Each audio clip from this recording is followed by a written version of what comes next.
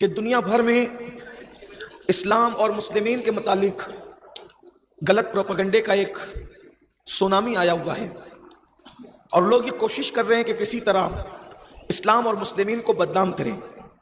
کسی ایک ملک کی بات نہیں، پوری دنیا کے حالات یہ ہیں کہ جس کو گلی کے چھوکرے بھی نہیں پہچانتے، جب وہ شہرت حاصل کرنا چاہتا ہے تو ہمارے آقا صلی اللہ علیہ وآلہ وسلم پر بھونکنے لگتا ہے، حضور اکرم صلی اللہ علیہ وآلہ وسلم کی بے ادبی کرنے لگتا ہے، حضور کو گالیاں دینے لگتا ہے۔ پوری دنیا کا یہ حال ہے، کسی ایک ملک کا نہیں، کسی ریاست کا نہیں، کسی خطے کا نہیں۔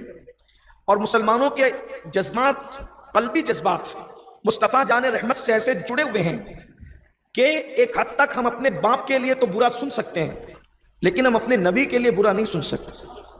ایک کیفیت یہ ہے، تو جہاں حضور علیہ السلام کو گالیاں دی جاتی ہے، مشرق سے لے کے مغرب تک، شمال سے لے کے جنوب تک، پوری دنیا کا مسلمان بے چین ہو جاتا ہے، بے قرار ہو جاتا ہے۔ لیکن آج میں آپ کے سامنے جب اللہ کے رسول کی گستاخیاں کی جائے، جب حضور علیہ السلام کو گالیاں دی جائے، تو اس وقت ہماری ذمہ داری کیا بنتی ہے، اس ذمہ داری پر کچھ گفتگو کرنے کی سعادت حاصل کروں گا۔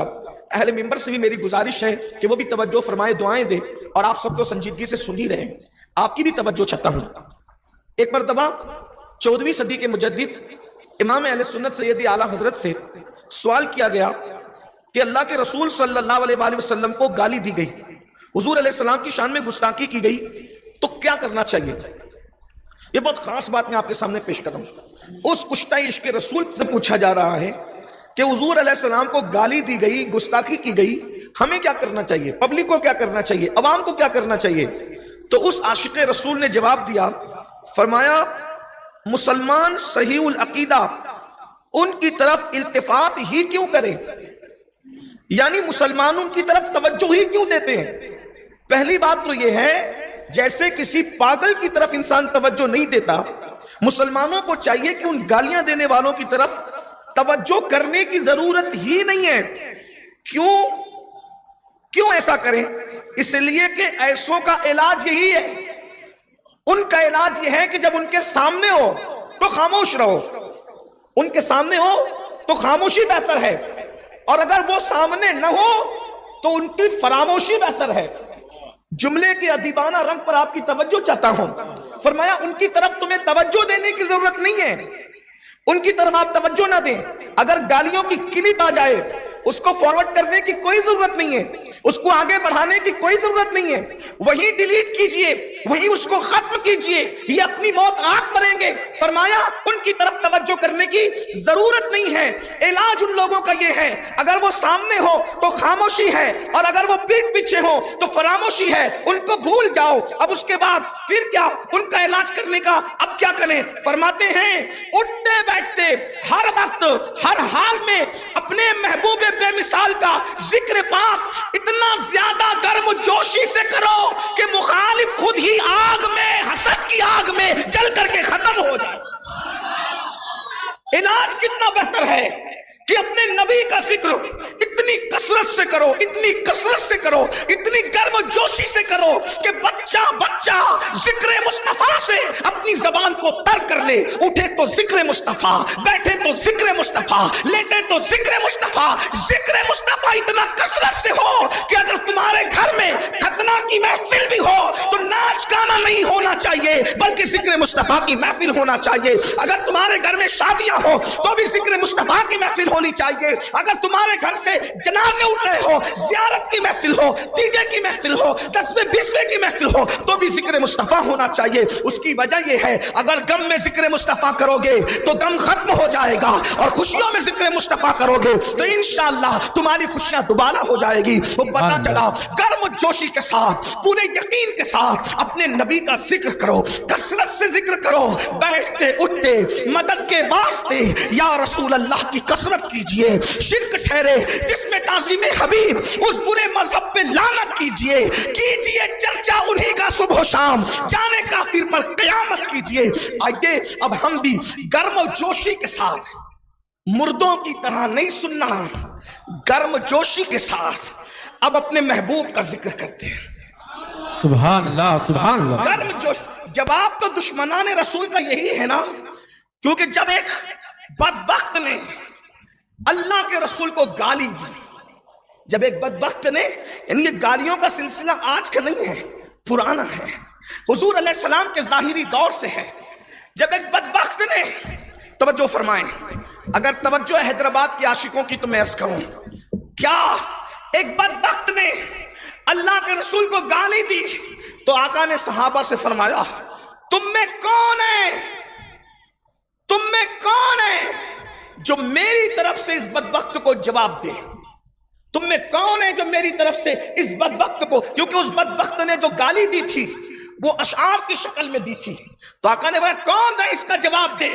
ایک صاحب کھڑے ہوئے اور وہ بڑے نرم مزاج تھے, تو انہوں نے بہت ٹھنڈے ٹھنڈے انداز میں جواب دینا شروع کیا, اس لیے کہ گالی تو گرم جوشی سے دی گئی تھی اور جواب ٹھنڈا ٹھنڈا دیا جا رہا تھا. حضور نے فرمایا تم بیٹھ جاؤ, آقا نے فرمایا تم بیٹھ جاؤ, اور پھر فرمایا کون ہے جو گالی کا انداز ہے اس کے مطابق جواب دے گا. تو پھر حضرت سیدنا حسان بن ثابت کھڑے ہوئے اور اتنا کرارا جواب دیا, اتنا سخت جواب دیا کہ حضور نے خوش ہو کے کہا, اللہم اجد الحسان بروح القدس, جب تک حسان میری طرف سے جواب دیتا رہے گا اللہ تو جبریل کے ذریعے سے اس کی مدد فرماتا ہے. سبحان اللہ, سبحان اللہ, سبحان اللہ. گرم جوشی بھی کوئی چیز ہے. ہاں, جب ماں کو گالی دی جاتی ہے تو آدمی گرم ہو جاتا ہے, جب رسول اللہ کو گالیاں دی جائے تو پھر حضور علیہ السلام کا ذکر گرم جوشی سے. اور پھر کیوں نہ کریں, ہمارے آقا تو ہیں ہی ایسے, ہمارے سرکار تو واللہ ان جیسا کوئی ہو تو لا کے بتاؤ نا.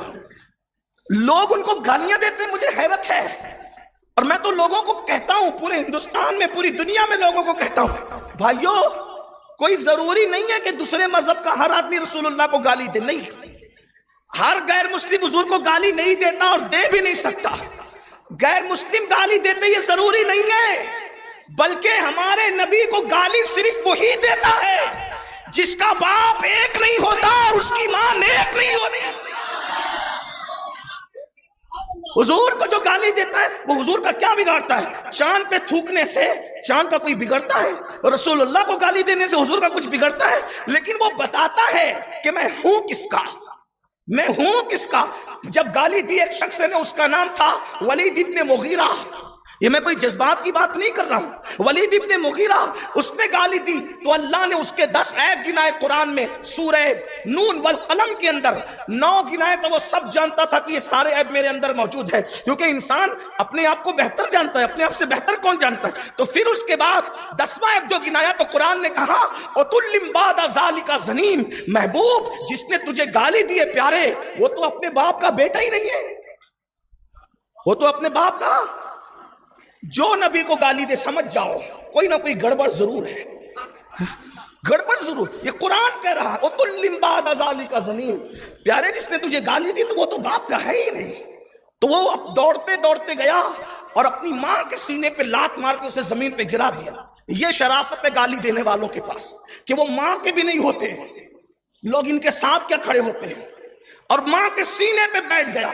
میں پھر کہہ رہا ہوں, میں کسی ایک ملک کی بات نہیں ہے, پوری دنیا میں جہاں کوئی حادثہ ہو, کوئی ایک ملک کی بات, جنرل بات ہو رہی ہے, کیا اس سینے میں بیٹھ گیا. میں تو 1450 سال پرانی بات کر رہا ہوں, سینے پہ بیٹھ گیا, بولا بتا 9 عیب تو جانتا ہوں, یہ 10واں جو بتایا مجھے نہیں پتا کہ بتا میں کون ہوں. تو اس کی ماں نے کہا اگر حلالی ہوتا تو ماں کے سینے پہ کیوں بیٹھتا, تیرا باپ نام مرد تھا جس کا نام مغیرہ تھا, ولید ابن مغیرہ. تو میں یہاں اپنے ذوق کے مطابق کہتا ہوں کہ وہ مغیرہ کا نہیں تھا, وہ وغیرہ کا تھا. علامہ حسان صاحب, وہ اور وغیرہ کہتے ہی اس کو ہیں جس میں تعداد کی قید نہیں ہوتی. اس لیے کہ آپ پوچھتے نا چائے لیں گے, پانی لیں گے یا وغیرہ, تو چائے ایک پانی ایک 2 ہی ہو گیا نا, یہ وغیرہ میں حد نہیں ہوتی. تو وہ مغیرہ کا نہیں تھا, وغیرہ کا تھا. تو وغیرہ میں تو کوئی حد ہی نہیں ہوتی. تو پھر ان سے پوچھو گالی دینے والوں, جس ملک کا بھی گالی دے رہا ہے, پوچھو نا کتنے وغیرہ تھے. تب تو آمینہ کے لال پر بھونک رہا ہے. خدا کی قسم اگر ماں شریف ہوتی تو تو کافر ہو کر بھی کبھی آمینہ کے لال کو گالی نہیں دے سکتا تھا, اس لیے کہ ماؤں کے دودھ کی شرافت ان کی بے ادبی سے انسان کو روک دیتی. کوئی گستاخی کرے, یہ میں نے بات رکھ دی. لیکن اب ہمارے بزرگوں نے جو ہمیں نصیحت کی ہے کہ گرم جوشی سے حضور علیہ السلام کا ذکر کثرت سے کرو، تو تھوڑی دیر آئیے ہم بھی ذکر کرتے ہیں، اور ان کا ذکر ہی کرنے کے لیے تو دنیا میں آئے ہیں۔ دہن میں زبان تمہارے لیے، بدن میں ہے جان تمہارے لیے، ہم آئے یہاں تمہارے لیے، اٹھے بھی وہاں تمہارے لیے، جنا میں چمن، چمن میں سمن، سمن میں فبن، فبن میں دلہن، سزائے مہن پہ ایسے میں نن، یہ امن و اما تمہارے لیے۔ اور یا رسول اللہ آپ کی شان کیا ہے؟ اشارے سے چاند چیر دیا، چھپے ہوئے کھر کو پھیر لیا، گئے ہوئے دن کو عصر کیا، یہ تاب و توا تمہارے لیے۔ یہ مرحمتیں، یہ کچی متیں، نہ چھوڑی لتیں نہ اپنی گتیں، قصور کرے اور ان سے بھرے قصور جنا تمہارے لیے۔